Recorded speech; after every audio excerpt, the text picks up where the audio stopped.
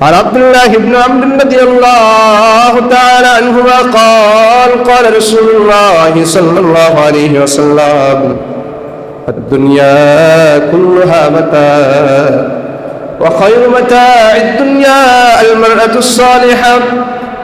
রাসূল বলেন, দুনিয়ার মধ্যে মানুষের যত সম্পদ রয়েছে, একজন মানুষের জন্য শ্রেষ্ঠ সম্পদ হলো তার নেককার স্ত্রী। সুবহানাল্লাহ। একজন পুরুষের জন্য নেককার স্ত্রী কেমন? হাজারো দুঃখ কষ্ট থাকবেন, আর নারী মনে করবে আল্লাহ তাআলার পক্ষ থেকে আমাদের জন্য এটা পরীক্ষা। স্বামী ভাত আনতে পারে না, তরকারি আনতে পারে না, স্ত্রী স্বামীকে বলবে টেনশন করবেন না, আল্লাহ তাআলার পক্ষ থেকে ব্যবস্থা হবে। আর যদি স্ত্রী যদি দিনদার না হয়, স্ত্রী বলে দুই মুঠো খাওয়াইতে পারো না, সুন্দর পড়াইতে পারো না, তোমার ঘর করে আমার কি লাভ? শান্তি হইল? আপনি সারাদিন বাহিরে কষ্ট করবেন, এবার ভিতরে আসলো কষ্ট করতে হবে। যদি দিনদার নারী হয়, দিনদার নারী এভাবে বলবে না। রাসূল বলেন, একজন মানুষের সৌভাগ্যের চারটা কারণ হয়। সহিহ ইবনে হিব্বানের 4032 নম্বর বর্ণনা রয়েছে। আন সাদ ইবনে আবি ওয়াক্কাস রাদিয়াল্লাহু তাআলা আনহু قال قال رسول الله صلى الله عليه وسلم أربع من السعادة المرأة الصالحة।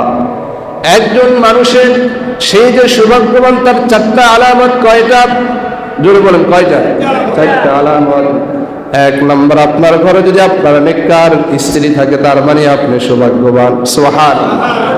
দুই নম্বর হলো ওয়াল মাসকানু ওয়াসিউ। আপনার যদি ভালো সুন্দর একটা ঘর থাকে, এটা আপনার সৌভাগ্যের আলামত। ওয়াল জার সালিহ। আপনার প্রতিবেশী যদি নেককার হয়, প্রতিবেশী যদি ভালো হয়, এটাও আপনার জন্য সৌভাগ্যের আলামত। ওয়াল মারকাবুল হানি। একটি ভালো আরোহণের জন্তু যদি থাকে, একটা ভালো গাড়ি যদি থাকে, এই চারটা বস্তু যার থাকবে, সে হলো দুনিয়ার মধ্যে শ্রেষ্ঠ সৌভাগ্যবান। সুবহানাল্লাহ। আমরা বলি বাড়ি গাড়ি নারী, বলি না? দুনিয়ার আছে কি আর বাড়ি গাড়ি নারী? সব কিছু কিন্তু নেককার হতে হবে। সাথে একটা বাড়লো কি, মানে আপনি কোথাও বাড়ি করবেন, পার্শ্ববর্তী যারা আছে এরা ভালো কিনা এটা দেখতে হবে। আপনি হাজারে ভালো হবেন, পার্শ্ববর্তী যদি খারাপ হয়, আপনাকে ভালো থাকতে দিবে না। এই বলবে, সেই বলবে, এই করবে, সেই করবে, সুখেতে ঘুমাতে দিবে।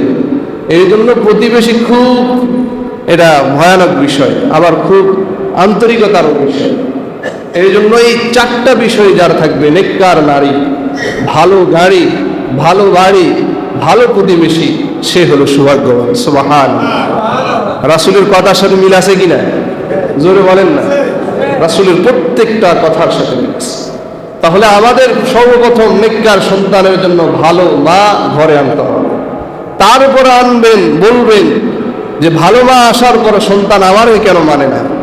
না, নিশ্চয় আপনার স্ত্রীতে সমস্যা আছে, বা স্ত্রী ঠিক থাকলে অন্য হক আপনি আদায় করেন, যার কারণে সন্তান আপনাকে মানে না। দ্বিতীয় বিষয় হলো, সন্তান, নেককার সন্তানের জন্য দোয়া করতে হবে। যেই ছেলে আপনার সেবা যত্ন করবে, সন্তানের জন্য সবচেয়ে বড় হক হলো সন্তানের জন্য দোয়া করা। কি করা? দোয়া করা। এগুলো হকের আগে মুকদ্দম, এগুলো করতেই হবে আপনাকে। বিবাহ করবেন বা বিবাহের আগ থেকে, বিবাহের পর থেকে, আল্লাহ আমাকে একটা নেক সন্তান দান করো, আমাকে একটা নেক সন্তান দান করো। জাকারিয়া আলাইহিস সালাতু ওয়াস সালাম দোয়া করতেন। সূরা আলে ইমরান 38 নম্বর আয়াতের মধ্যে আসছে, রব্বি হাবলি মিন লাদুনকা যুররিয়াতান তাইয়্যিবাহ ইন্নাকা সামিউদ দুআ। ও আমার রব, আমাকে আপনি একজন নেককার সন্তান, উত্তম সন্তান দান করুন। ইন্নাকা সামিউদ দুআ। নিশ্চয় আপনি তো আমি যে দোয়া করছি, এই দোয়াটা শুনছেন। সূরা ফুসসিলাতের মধ্যে রয়েছে, মহান আল্লাহ তাআলা বলেন, ইব্রাহিম আলাইহিস সালাতু ওয়াস সালাম নেককার সন্তানের জন্য সবসময় দোয়া করতেন, রব্বি হাবলি মিনাস সালিহিন। ও আমার রব, আমাকে একজন নেককার, ভালো, ভদ্র সন্তান দান করুন। এবার বলেন, আমরা যারা, আমাদের যারা সন্তান পৃথিবীতে আসছে, সন্তান পৃথিবীতে আসার আগে এই দোয়াগুলো আমরা কয়জন পড়ছি? হয়তো এখানে আলেম একজন দুজন, এরা ছাড়া অন্য কারা পড়ছেন? আমরা দেখান তো হাতটা। হুজুর, আমি এভাবে দোয়া করছি, রব্বি হাবিলি মিনাস সালিহিন। আমার সাথে শিখেন, বলেন রব্বি হাবিলি মিনাস সালিহিন, মিনাস সালিহিন, রব্বি হাবিলি মিনাস সালিহিন। এই দোয়াটা বেশি বেশি পড়বেন। সন্তান হয়ে গেল, আল্লাহ তাকে নেককার বানিয়ে দেন, তাকে নেককার বানিয়ে দেন। নেককার সন্তানের জন্য সূরা ফুরকানের ৭৪ নম্বর আয়াতের মধ্যে এসেছে নেককার স্ত্রীর জন্য দোয়া করা। রব্বানা হাব লানা মিন আজওয়াজিনা ওয়া যুররিয়াতিনা কুররাতা আয়ুনিন ওয়াজআলনা লিল মুত্তাকিনা ইমামা। আল্লাহ তাআলা বলেন, ও আমার বান্দারা, তোমরা আমার কাছে চাও, কি চাও আমাদের রব? হাব লানা মিন আজওয়াজিনা, আমাদেরকে উত্তম সঙ্গিনী দান করেন, ওয়া যুররিয়াতিনা, উত্তম সন্তান দান করেন, কুররাতা আয়ুন, যারা আমার চক্ষু শীতল হবে, ওয়াজআলনা লিল মুত্তাকিনা ইমামা, এবং মুত্তাকিদের ইমাম হবে, মুত্তাকিদের নেতা হবে, এমন স্ত্রী এমন সন্তান আমাদেরকে দান করেন। আমরা কি দোয়া করি? দোয়া করি। এর দোয়াটা হলো সন্তানের প্রথম হক। আল্লাহ আমাদেরকে দোয়া করা সেই তৌফিক দান করুন। সন্তান যখন হবে, সন্তান হওয়ার সাথে সাথে সন্তানের গুরুত্বপূর্ণ একটা ইবাদত হলো সন্তানের কানে আযান দেওয়া। সন্তানের কানে কি দেওয়া? আযান দেওয়া। আবু দাউদ শরীফের 5115 নম্বর হাদিসের মধ্যে রয়েছে, عن عبيد الله بن رافع عن أبيه أن النبي صلى الله عليه وسلم عن عبيد الله بن رافع عن أبيه قال رأيت رسول الله صلى الله عليه وسلم أذن في أذن الحسن بن علي حين ولدته فاطمة بالصلاة। উবাইদুল্লাহ ইবনে রাফি থেকে বর্ণিত, তিনি তার বাবা থেকে বর্ণনা করেন, আমি রাসূল সাল্লাল্লাহু আলাইহি ওয়াসাল্লামকে দেখেছি যখন ফাতিমা রাদিয়াল্লাহু তাআলা আনহা, আলী রাদিয়াল্লাহু তাআলা আনহুর সন্তান হাসান পৃথিবীতে জন্মভূমিষ্ঠ হয়েছেন। আদানা ফি উযুনিল হাসান ইবনে আলী হিনা ওয়ালাদাতহু ফাতিমা বিস-সালাত, তিনি তার নাতি হাসানের কানে নিজেই আযান দিয়েছেন। বলেন সুবহানাল্লাহ। তাহলে সন্তান জন্মগ্রহণ করার পরে, সন্তানকে পায় পরিষ্কার করার পরে সন্তানের প্রথম হক কি? জোরে বলেন, আযান দেওয়া। হিনা ওয়ালাদাতহু ফাতিমা বিস-সালাত, কেমন আযান? সালাতে যে আযান দেওয়া হয় ওই আযানটাই দিতে হবে। অনেকে মনে করেন হাইয়া আলাস সালাহ, হাইয়া আলাস সালাহ, হাইয়া আলাল ফালাহ, হাইয়া আলাল ফালাহ বলা লাগবে না। না না, এটাও বলতে হবে। সন্তান যখন জন্মগ্রহণ করে সন্তানের সর্বপ্রথম কর্মে হয়ে পৌঁছিয়ে দিতে হবে আল্লাহু আকবার, আল্লাহু আকবার। দুনিয়ার মধ্যে যা কিছু হয়েছে সব কিছু চাইতে বড় কে? আল্লাহ। এরপরে শুনিয়ে দিতে হবে আশহাদু আল্লা ইলাহা ইল্লাল্লাহ, তুমি দুনিয়াতে আসছো, শুনে রাখো এক আল্লাহর সাক্ষী দিচ্ছি, সুবহানাল্লাহ। আশহাদু আন্না মুহাম্মাদুর রাসূলুল্লাহ, তুমি দুনিয়াতে আসছো, শুনে রাখো আমার তোমার শেষ নবী হলো রাসূল কারীম সাল্লাল্লাহু আলাইহি ওয়াসাল্লামের প্রেরিত রাসূল মুহাম্মদ সাল্লাল্লাহু আলাইহি ওয়াসাল্লাম। এরপর হাইয়া আলাস সালাহ, হাইয়া আলাস সালাহ শুনিয়ে দেওয়া হয়। কেন শুনিয়ে দেওয়া হয়? একজন মানুষ পৃথিবীতে আসার পরে তার শ্রেষ্ঠ কাজ হলো নামাজ প্রতিষ্ঠিত করা, নামাজ পড়া, নামাজের দাওয়াত দেওয়া। এই জন্য একজন ভূমিষ্ঠ সন্তানকে জন্মের পরে পরে সালাতের দাওয়াত দিয়ে দেওয়া হয়। এরপরে বলা হয় হাইয়া আলাল ফালাহ, হাইয়া আলাল ফালাহ, দুনিয়াতে আসছো কল্যাণের কাজ করবা, অকল্যাণমূলক কোনো কাজ করতে পারবে না। হাইয়া আলাল ফালাহ মানে কি? আসো কল্যাণের দিকে, আসো কল্যাণের দিকে। পৃথিবীতে আসছো কল্যাণময় কাজ করবে। মদ, গাঁজা, ইয়াবা, চাঁদা, সুদ, ডাকাতি, বাটপারি এগুলা করতে পারবে না। ভালো কাজের জন্য তোমাকে দাওয়াত দেওয়া হচ্ছে। এরপর আল্লাহু আকবার, আল্লাহু আকবার। এই শুনে রাখো, আবার বলছি, আল্লাহ সবচেয়ে বড়, আল্লাহ সবার চেয়ে বড়। লা ইলাহা ইল্লাল্লাহ, আল্লাহ ছাড়া ইবাদতের কোনো উপাস্য নেই। আছে? আল্লাহ ছাড়া কোনো হুকুমদাতা আছে? আল্লাহ ছাড়া কোনো মাবুদ আছে? আমরা আল্লাহর হুকুম পালন করব, আল্লাহর ইবাদত করব, আল্লাহর জমিনে আল্লাহর হুকুম প্রতিষ্ঠিত করুন। এটা হলো আজানের মূল। অর্থাৎ একটা সন্তান জন্মগ্রহণ করলেই তার কর্ণকুহে মহান আল্লাহ তাআলার বরত্ব, মুহাম্মদ আল্লাহর রাসূল, এই সংবাদগুলো পৌঁছিয়ে দেবে। শুআবুল ঈমান লিল বাইহাকির মধ্যে রয়েছে, শুআবুল ঈমান লিল বাইহাকির 8620 নম্বর হাদিস। عن ابن عباس رضي الله تعالى عنه قال قال رسول الله صلى الله عليه وسلم أذن في أذن الحسن بن علي يوم ولد فأذنت في أذنه اليمنى وأقام في أذنه اليسرى। যখন হাসান রাদিয়াল্লাহু তাআলা আনহু জন্মগ্রহণ করেছেন, রাসূল তার ডান কানে আযান দিয়েছেন, ওয়াকামা ফি উযনিহি নিসরা, আর বাম কানে ইকামত দিয়েছেন। বাম কানে কি দিয়েছেন? ইকামত দিয়েছেন। এখন আযান ইকামত দিবেন কিভাবে? সামনে রাখি এইভাবে কানে হাত দিয়ে জোরে আযান দিয়ে দিবেন নাকি? আস্তে আস্তে আযানটা দিয়ে দিবেন, তার কানে আওয়াজটা শুনলে কি চলে। অনেকে আবার প্রশ্ন করেন, হুজুর কন্যা সন্তান জন্মগ্রহণ করলে তাদের কানে আযান দিতে হবে কি হবে না? কন্যা সন্তান যেহেতু উম্মত, কন্যা সন্তান যেহেতু আল্লাহ তাআলার বান্দি, তার কানেও আযান দিতে হবে, তার কানেও আযান দিতে হবে। এখন যদি কোনো পুরুষ না থাকে, কোনো হুজুর না থাকে, হুজুর থাকলে তো নূরুন আলা নূর, বাবা থাকলে নূরুন আলা নূর, দাদা থাকলে নূরুন আলা নূর, তারা কানে আযান দিয়ে দিবে।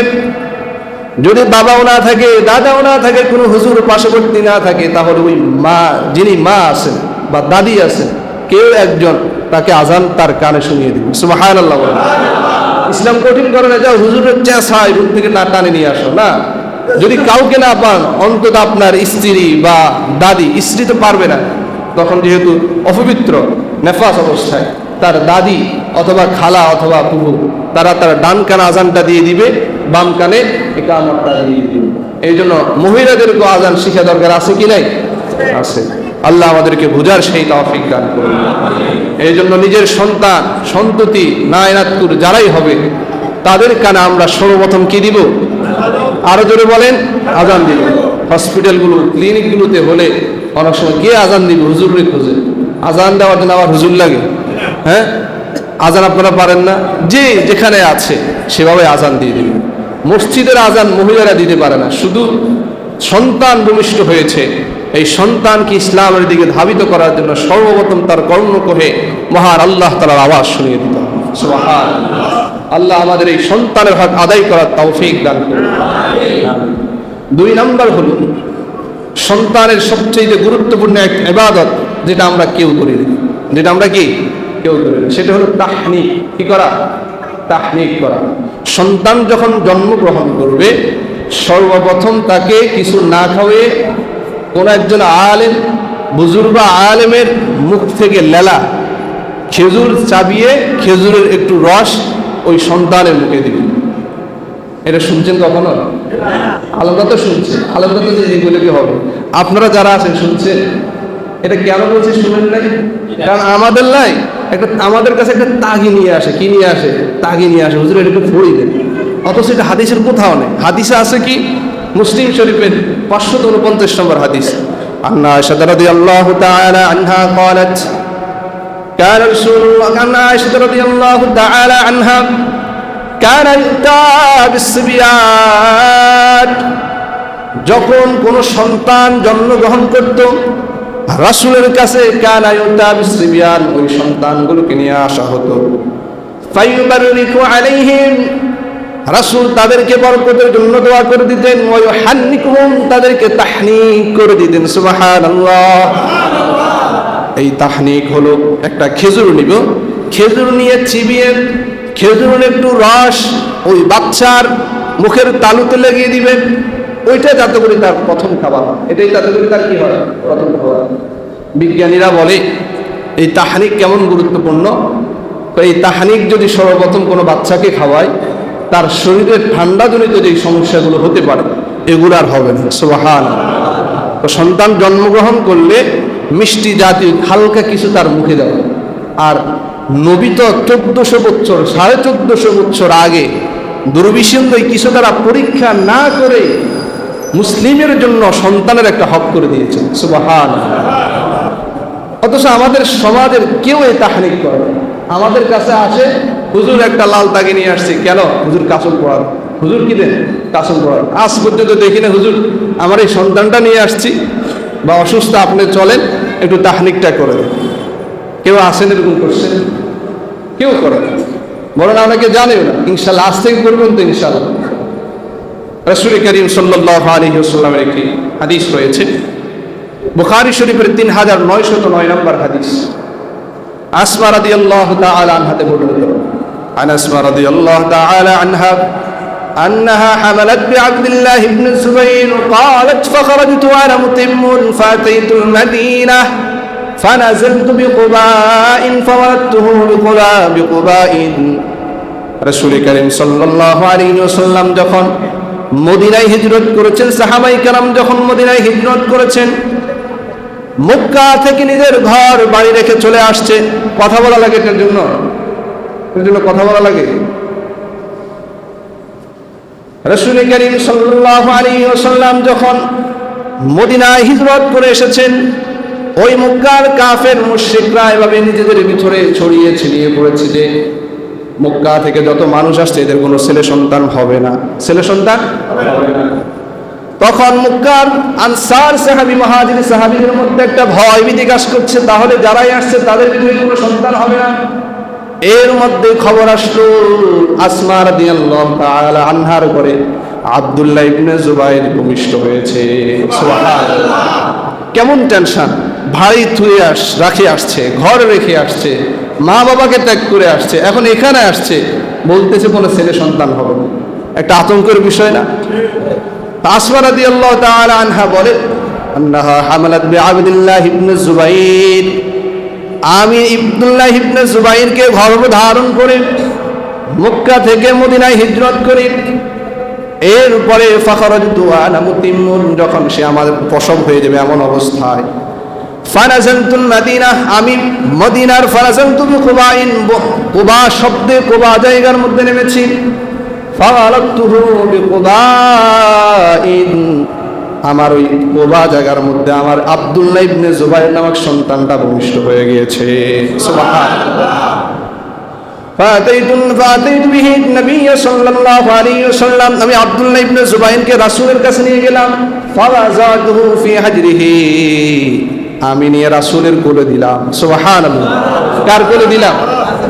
রাসূলের কোলে দিলাম। রাসূলের কোলে দেওয়ার পরে সুন্নাহ দাআ বিতামরাতিন, রাসূল একটা খেজুর নিলেন। ফামাজাওয়াহা, ওই খেজুরটাকে ভালো করে চর্বণ করলেন, চাবিয়ে নিলেন। সুম্মা তাফালা ফি, ওই খেজুরের যে রস আছে রাসূল নিজের মুখের থুতুটা ওই সন্তানের মুখে দিয়ে দিয়েছে। ওই সন্তানের সুম্মা আউওয়ালা দাখালাত, সর্বপ্রথম জাওফাহু রিহু রাসূলুল্লাহ সাল্লাল্লাহু আলাইহি ওয়াসাল্লাম, পৃথিবীর কোনো পানি যাওয়ার আগে, দুধ যাওয়ার আগে রাসূলের থুতু মোবারক ওই সন্তানের পেটে চলে গিয়েছে। সুবহানাল্লাহ! ওই সন্তান আব্দুল্লাহ ইবনে জুবাইর শেষে মুজাহিদ, বড় হাদিসের মুহাদ্দিস হয়ে গেছেন। সুবহানাল্লাহ! ফাকানা আউয়ালু মাউলুদিন ফিল ইসলাম, মুসলিমরা হিজরত করার পর আব্দুল্লাহ ইবনে জুবাইর ছিলেন সর্বপ্রথম সন্তান। এই হাদিসটা বলার উদ্দেশ্য হলো তিনি ওই আব্দুল্লাহ ইবনে জুবাইরকে দিয়েছেন এই জন্য যাতে করে তাহনিক করে, যাতে করে খেজুর চাপিয়ে, খেজুর না থাকলে মধু হোক, যে কোনো মিষ্টান্ন জাতীয় কোনো বিষয় মুখ থেকে একটু থুতু লেলা তার মুখে দেওয়া। আশপাশের আপনার মুহিব্বিন যদি বুজুর্গ ওলামায়ে কেরাম যে কোনো কারো কাছ থেকে নিজের সন্তানের জন্য তাহনিক, এটার নাম কি? তাহনিক। বলেন বলেন তাহনিক। অনেকগুলো দেখে নুরানি বানানো শুরু করছে, এটা শিখানোর জন্য। তাহনিক কি? তাহনিক করাবেন তো ইনশাআল্লাহ? জোরে বলেন না। একটা সন্তানের প্রথমে পেটে যদি একজন আলেম, রব্বানি বড় আলেমের থুতু যদি পেটে যায়, কোরআন পড়াওয়ালা থুতু, কোরআন পড়নেওয়ালার চর্বণকৃত খেজুর অথবা মধু যদি যায়, আল্লাহ চাহেন তো ইনশাল্লাহ তার মেধা শক্তি, তার যে রোগবালা আছে সেগুলোতে আল্লাহ তারা হেফাজত করুন। আল্লাহ তাআলা আমাদেরকে এই সন্তানের এই হক আদায় করার তৌফিক দান করুন। তাহলে প্রথম হক বললাম, সন্তান ভূমিষ্ঠ হওয়ার আগে তার ভালো মা নির্বাচন করা। 2 নম্বর বললাম সন্তান, নেককার সন্তানের জন্য বেশি বেশি দোয়া করা। 3 নম্বর বললাম সন্তান জন্মগ্রহণ করলেই আজান দেওয়া। 4 নম্বর সন্তান জন্মগ্রহণ করার পরে তাহনিক করা। কি করা? তাহনিক করা। আল্লাহ আমাদেরকে আমল করার তৌফিক দান করুন। 5 নম্বর আকিকা করা। কি করা? আকিকা করা। قال رسول الله صلى الله عليه وسلم كل غلام رهين بعقيقته تذبح عنه يوم سابعه ويحلق رأسه ويسمى। রাসূল করিম সাল্লাল্লাহু আলাইহি ওয়াসাল্লাম বলেন, প্রত্যেক সন্তান আবদ্ধ, প্রত্যেক গোলাম, প্রত্যেক সন্তান জন্মগ্রহণ করার পর আকিকার সাথে আবদ্ধ। কিসের সাথে আবদ্ধ? আকিকার সাথে আবদ্ধ। তুযবাহু আনহু ইয়াওমা সাবিহি ওয়া ইউহলাকু রাসুহু ওয়া ইউসাম্মা। 7ম দিনে তার জন্য জন্তু কুরবানি করবে, আকিকা করবে। এরপরে ওয়া ইউহলাকু রাসুহু ওয়া ইউহলাকু রাসুহু 7ম দিনে তার মাথার চুল চাঁচবে। কি চাঁচবে? মাথার চুল চাঁচবে। ওয়া ইউসাম্মা তার জন্য সুন্দর একটা নাম রাখবে। বিআকিকাতিহি আকিকার সাথে সন্তান আবদ্ধ, যেটি নাসাই শরীফের 4220 নম্বর হাদিসে রয়েছে। তার সন্তান জন্মগ্রহণ করার পরে 7ম দিন আকিকা করব।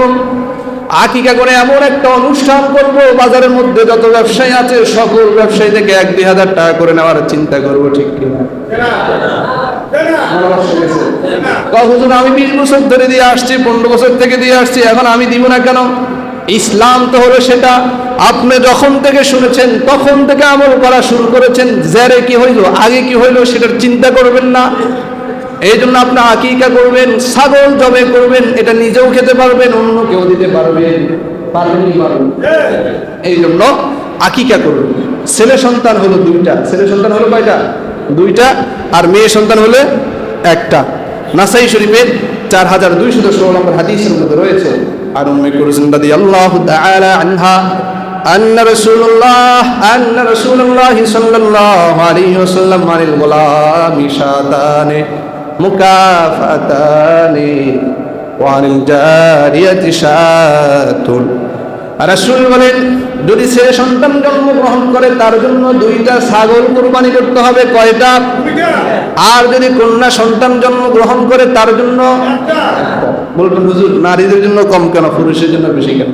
ফুকাহায়ে কেরাম বলেন, এখানে যারা পশ্চিমা চিন্তা পালন করে তারা বলে হাইরে নারীদেরকে এখানেও ঠকানো হয়েছে, পুরুষদেরকে এখানেও জিতিয়ে দেওয়া হয়েছে। না, ফুকাহায়ে কেরাম বলেন পুরুষের জন্য 2 ভাগ দেওয়া মানে পুরুষ তুমি বড় হবে, মা বাবা ভাই বোন যারা আছে সকলের জন্যই তুমি খরচ করতে হবে। সকলের জন্য তুমি কি করতে হবে? খরচ করতে হবে। আর মহিলার জন্য 1 ভাগ, তোমার পরবর্তী সম্পত্তিও 1 ভাগ হবে, কিন্তু তোমার কোনো খরচ করা লাগবে না। সুবহানাল্লাহ। স্ত্রী মহিলারা বড় হলে মা বাবারে দেখার দায়িত্ব নেই, স্বামীকে দেখার দায়িত্ব নাই, সন্তানকে দেখাশোনা করার আর্থিক যে সাপোর্ট এগুলো দেওয়ার দায়িত্ব মেয়ের নয়। সব দায়িত্ব কার?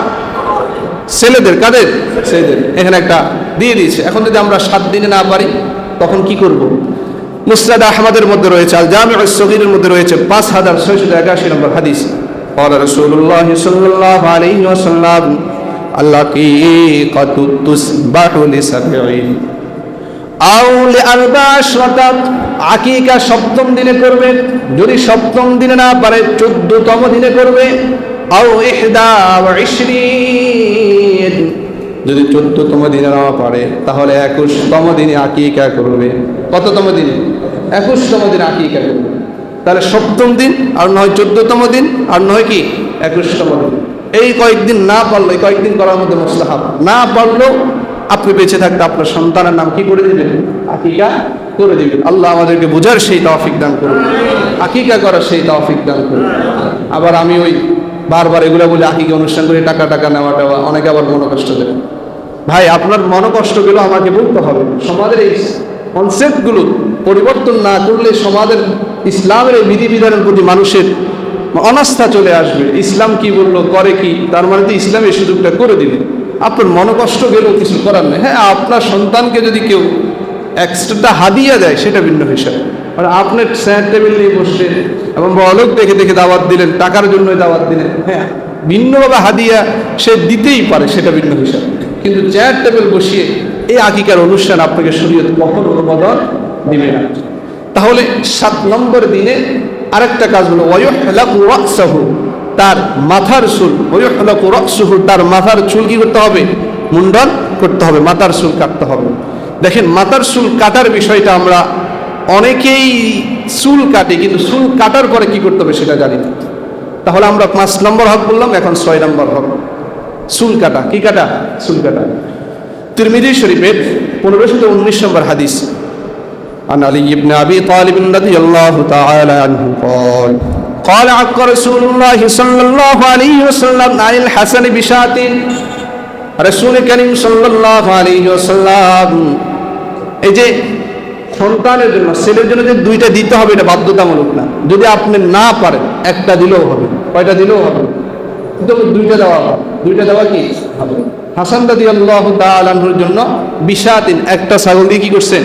আকিকা করছেন। এরপরে ওয়াকাল ইয়া ফাতিমা, হে ফাতিমা, ইহলিকি রাসাহু, তুমি তার মাথার চুল চাছো, ওয়া তাসাদ্দাকি বিজিনাতি শারিহি ফিদ্দাতান, এবং তার মাথার চুল যা হবে ওই চুলের পরিমাণ রূপা তুমি সদকা করে দাও। সুবহানাল্লাহ বলেন। আলেম ছাড়া এখানে দেখি তো যে নিজের সন্তান জন্মগ্রহণ করার পরে সন্তানের মাথার চুলের পরিমাণ রূপা সদকা করছেন কেউ আছেন? যাক, মাশাআল্লাহ, কয়েকদিন দেখা যাচ্ছে, আলহামদুলিল্লাহ।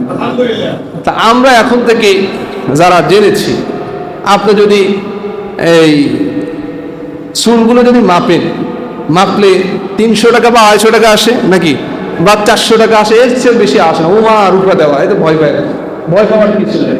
300-400 টাকা আপনি একটা মাপি, ওই পরিমাণ টাকা সদকা করে দিবেন। পারবেন না ইনশাআল্লাহ? আরো কত 300-400 টাকা দিয়ে দেন। যাদের এখন সন্তান আছে, দেন নাই ভুলে করে, এখন সুযোগ পাইলে যে সন্তানের চুলের নিয়ত এরকম 300 টাকা অথবা 400 টাকা দিয়ে দিবেন। পারবেন না ইনশাআল্লাহ? তাহলে সন্তান ভূমিষ্ঠ হওয়ার পরে 7ম দিন আকিকা করা। এরপর আরেকটি হক হলো সন্তানের চুল চাষার পরে ওই সন্তানের চুল পরিমাণ রূপা সদকা করা।